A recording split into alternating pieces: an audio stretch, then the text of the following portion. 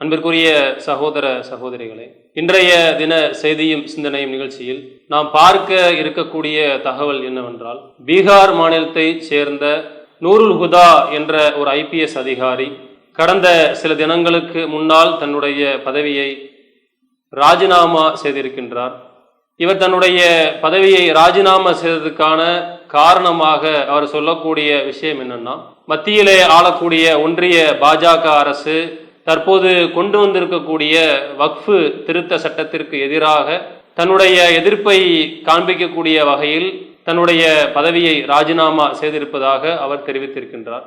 இந்த நூருல் ஹுதா என்ற IPS அதிகாரியை பொறுத்த வரைக்கும் இவர் ஒரு நேர்மையான ஒரு அதிகாரியாக இருக்கின்றார். அதே போன்று தன்னுடைய பதவியில் ஒரு துடிப்பான அதிகாரியாகவும் இருக்கின்றார். ரயில்வே துறையினுடைய IGயாக இன்ஸ்பெக்டர் ஜெனரலாக ஏற்கனவே இவர் பணிபுரிந்திருக்கின்றார். அந்த காலகட்டத்தில் இவர் தன்னுடைய பதவியில் மிக மிக நேர்மையான ஒரு அதிகாரியாக இருந்திருக்கின்றார். ரயில்வேனுடைய பாதுகாப்பு குறித்த விஷயங்களாக இருந்தாலும், அது மாதிரி நக்சல் கட்டுப்பாடு போன்ற விஷயங்கள், அதே போன்று குற்ற தடுப்பு போன்ற விஷயங்கள்ல இவர் தன்னுடைய வேலையை செய்ததன் காரணமாக இவருக்கு பல விருதுகள் கொடுக்கப்பட்டிருக்கின்றது. அப்படிப்பட்ட ஒரு அதிகாரியாக இருக்கக்கூடியவர் இன்றைக்கு என்ன பண்றார் அப்படின்னு சொன்னா, தன்னுடைய பதவியை ராஜினாமா செய்திருக்கின்றார். இது இல்லாமல் இராணுவத்திலேயே உயர்ந்த அதிகாரிகளுக்கு வழங்கப்படுகின்ற உயர் விருதாக இருக்கக்கூடிய விசிஷ்டு சேவா பதக்கம் என்று சொல்லக்கூடிய அந்த பதக்கத்தை இவர் 2 முறை குடியரசு தலைவருடைய கையிலிருந்து வாங்கியிருக்கிறார். அது மாதிரி டைரக்டர் ஜெனரல் சக்ரா என்று சொல்லக்கூடிய விருதுகளையும் இவர் வாங்கியிருக்கிறார்.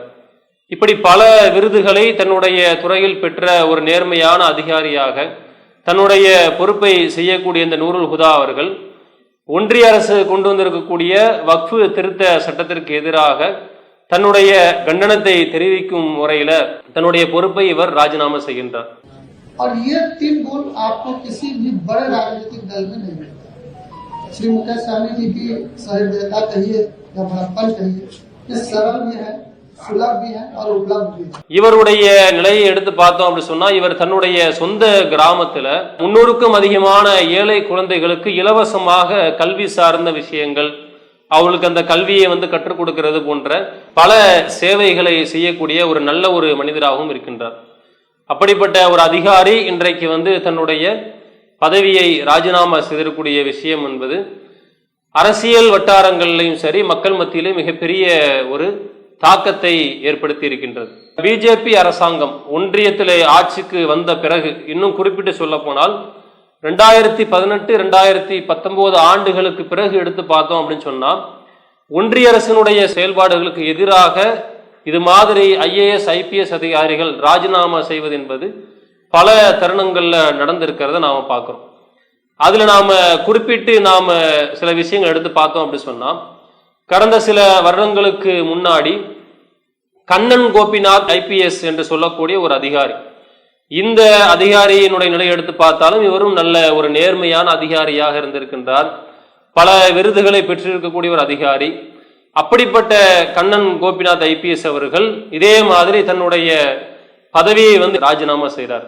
இவர் ராஜினாமா செய்ததுக்கான காரணத்தை நாம் எடுத்து பார்த்தோம் அப்படின்னு சொன்னா, இதே ஒன்றிய பாஜக அரசாங்கம் கடந்த சில வருடங்களுக்கு முன்னால காஷ்மீரினுடைய சிறப்பு அந்தஸ்தாக இருக்கக்கூடிய பிரிவு 370 என்ற அந்த சிறப்பு அந்தஸ்தை நீக்கிறாங்க. ஒரு சில மாநிலங்களுக்கு சிறப்பு அந்தஸ்துகள் கொடுக்கப்பட்டிருக்குது, அரசியல் சாசனத்தின் அடிப்படையில், சட்டங்களின் அடிப்படையில். அப்படி இருக்கக்கூடிய நிலையில் இந்த ஒன்றிய பிஜேபி அரசாங்கம் வேண்டுமென்றே திட்டமிட்டு காஷ்மீரினுடைய சிறப்பு அந்தஸ்து 370 பிரிவை நீக்கக்கூடிய நிகழ்வு நடக்குது. இதை பல தரப்பினரும் எதிர்க்கிறாங்க. மக்கள் பார்த்தோம் அப்படி சொன்னா, அவர் தங்களால் இயன்ற அளவிற்கு அந்த எதிர்ப்புகளை தெரிவிக்கிறாங்க.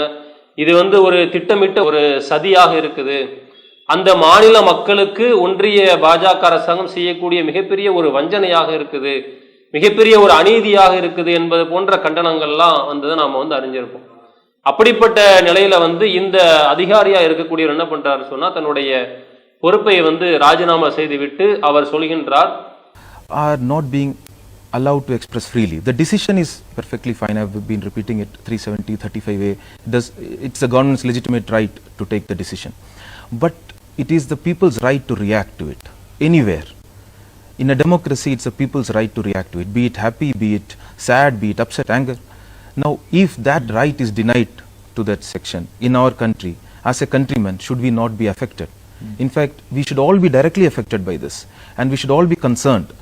The lack of concern, the lack of response to it, and the lack of institutional as well as the lack of individual response to it is precisely the reason that affected me the most, and that sort of led me to this question that, okay, you are asking others this question, what have you done for this? You are feeling so strongly about this, what have you done?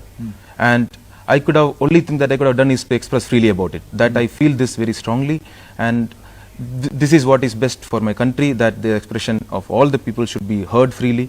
But for me to do that, my conduct rules does not allow me to speak against such scenarios. இந்த பதவியை ராஜினாமா செய்த பிறகு எனக்கு என்ன ஒரு உத்வேகம் வருதுன்னு சொன்னா, இப்பதான் என்னுடைய கருத்து சுதந்திரத்திற்கு ஒரு விடிவு கிடைச்ச மாதிரி இருக்குது. ஒரு பொறுப்பை, அரசாங்க உத்தியோகத்தை வகித்துக் கொண்டிருக்கும் போது இது போன்ற அநியாயங்கள் நடக்கும் போது நாம என்னுடைய கருத்துக்களை தெளிவா சொல்ல முடியல, உள்ளுக்குள்ளேயே போட்டு புழுங்கி கொண்டிருக்க வேண்டியதா இருக்குது. ஆனால் இன்றைக்கு இந்த பதவியை ராஜினாமா செய்த பிறகு என்னுடைய கருத்து சுதந்திரத்திற்கு ஒரு விடிவு கிடைச்சிருக்குது. முன்னால் இருந்த காலகட்டத்தை விட நான் இப்ப ரொம்ப சுதந்திரமா உணர்றேன். ஒரு அநியாயம் நடக்குது, நாட்டு மக்களுக்கு ஒரு அநீதி இழைக்கப்படுகின்றது. ஆளக்கூடிய அரசாங்கத்தின் மூலமாகவே இது போன்ற ஒரு ஏற்றுக்கொள்ள முடியாத விஷயங்கள் நடக்கும்போது என்னுடைய கருத்து சுதந்திரத்தை நான் தெளிவாக பதிவு செய்ய முடிகின்றது. ஜனநாயகத்தினுடைய விஷயத்தை எடுத்து பார்த்தோம் அப்படின்னு சொன்னா, இன்றைக்கு இந்த காலகட்டத்தில் ஜனநாயகம் என்பது மிகப்பெரிய ஒரு கேள்விக்குறியா இருக்குது.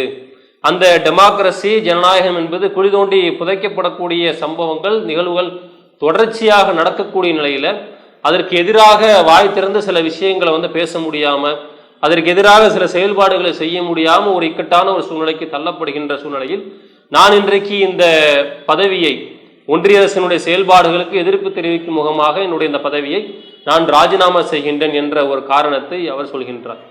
அதே போன்று இன்னொரு சம்பவத்தை எடுத்து பார்த்தோம் அப்படின்னு சொன்னா, ஷா ஃபைசல் ஐஏஎஸ் என்று சொல்லக்கூடிய ஒரு ஐஏஎஸ் அதிகாரி, இவர் என்ன பண்றான்னு சொன்னா, தன்னுடைய ஐஏஎஸ் பதவியை ராஜினாமா செய்யறாரு.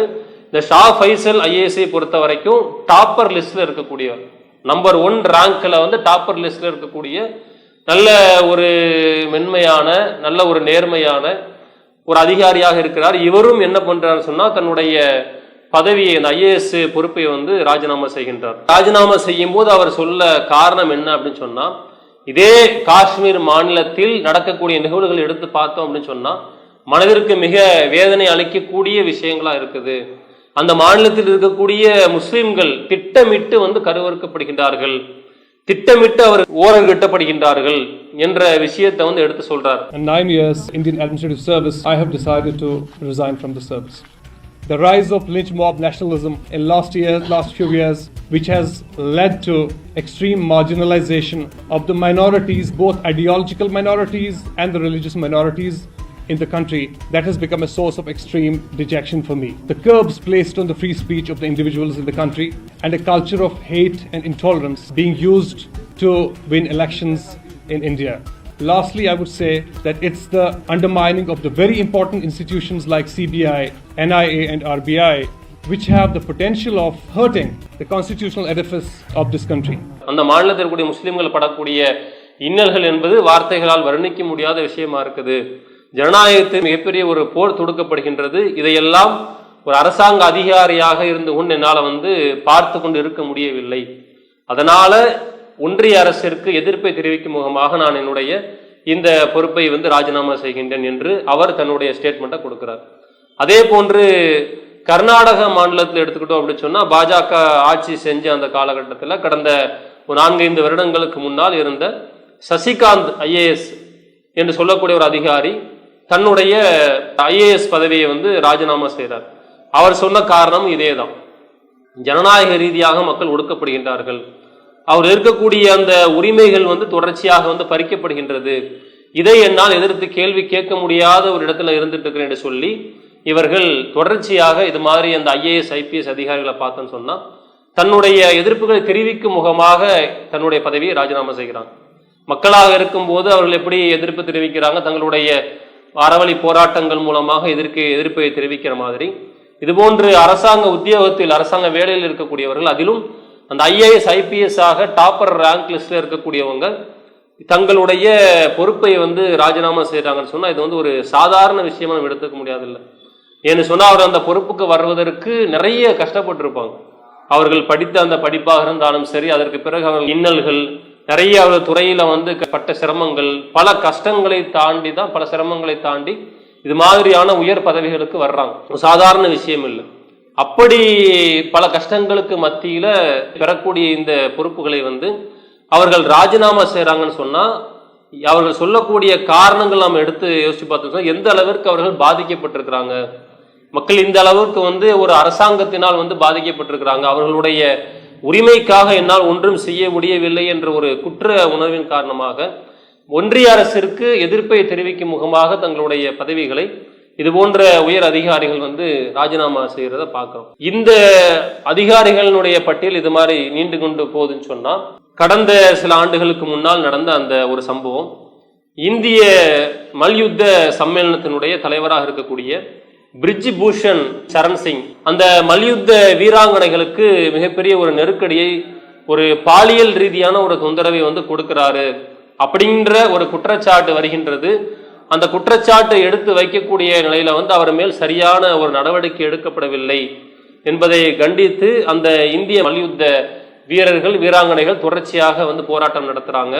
அந்த போராட்டத்தினுடைய முடிவுல பார்த்தோம் அப்படின்னு சொன்னா தங்களுடைய வாங்கின அந்த விருதுகளை திரும்ப ஒப்படைக்கிறாங்க. அதுல மிக முக்கியமாக பார்த்தோம் அப்படின்னு சொன்னா வினேஷ் போகட் என்று சொல்லக்கூடிய ஒரு மல்யுத்த வீராங்கனை தனக்கு இழைக்கப்பட்ட அந்த அநீதிக்கு எதிராக அதற்கு ஒன்றிய அரசு எதுவும் சரியான ஒரு நியாயம் பெற்றுத்தரவில்லை என்று சொல்லி அவர்கள் பெற்ற அந்த கேல் ரத்னா விருது, அது மாதிரி இன்னும் பல உயரிய விருதுகளை என்ன பண்றாங்கன்னு சொன்னா கொண்டு போய் ஒன்றிய அரசிடமே திரும்ப ஒப்படைக்கணும் என்று சொல்லி மிகப்பெரிய ஒரு போராட்டத்தை கையில் எடுக்கிறாங்க. அது மாதிரி இன்னொரு விஷயத்தை எடுத்து பார்த்தோம் அப்படின்னு சொன்னா நிறைய பத்திரிகையாளர்கள் ஊடகவியலாளர்கள் தொடர்ச்சியாக கொலை செய்யப்படுகின்றார்கள், அநியாயமான முறையில் கொல்லப்படுகின்றார்கள் என்பதை எதிர்த்து பல பத்திரிகையாளர்கள் என்ன பண்றாங்கன்னு சொன்னா அவர்களுக்கு கொடுக்கப்பெற்ற அந்த சாகித்ய அகாடமி விருதை திரும்ப ஒன்றிய அரசிடமே நாங்க ஒப்படைக்கிறோம் என்ற நிகழ்வுகள்லாம் நம்ம நாட்டில் நடந்ததை பார்க்கிறோம். இதுவெல்லாம் நாம தொகுத்து நாம பார்த்தோம் அப்படின்னு சொன்னா மற்ற அரசாங்கங்கள் காங்கிரசினுடைய ஆட்சியில் இது போன்ற சில விஷயங்கள் நடந்திருந்தாலும் கூட இந்த பிஜேபி அரசாங்கம் வந்த பிறகு இது போன்ற சம்பவங்களை நாம தொகுத்து பார்த்தோம்னு சொன்னா அதிகமான அளவுல அதிகாரிகளாக இருந்தாலும் சரி, பல விளையாட்டு வீரர்கள் அவர்கள் பெற்ற அந்த விருதுகளை ஒன்றிய அரசு கௌரவிக்கும் விதமாக கொடுத்த அந்த பதக்கங்களை விருதுகளை திரும்ப கொண்டு போய் ஒப்படைக்கிறாங்க. தங்களுடைய பதவிகளை தொடர்ச்சியாக ராஜினாமா செய்யறாங்கன்னு சொன்னா இது மிகப்பெரிய அளவுல கவனிக்கக்கூடிய ஒரு விஷயம். அந்த அளவிற்கு ஒரு மிக மிக ஒரு கீழ்த்தரமான ஒரு கேவலமான ஒரு மக்கள் வெறுக்கக்கூடிய அளவில் ஒரு ஆட்சி ஆளக்கூடியவர்கள் மக்கள் விரும்பணுமா இல்லையா? ஆனால் இன்றைக்கு இந்த ஒன்றிய பாஜக அரசாங்கத்தினுடைய அந்த செயல்பாடுகள் எடுத்து பார்த்தோம் அப்படின்னு சொன்னா மக்கள் மிகப்பெரிய அளவுல வெறுக்கக்கூடிய அளவிற்கு தான் அவர்களுடைய செயல்பாடுகள் இருக்குது.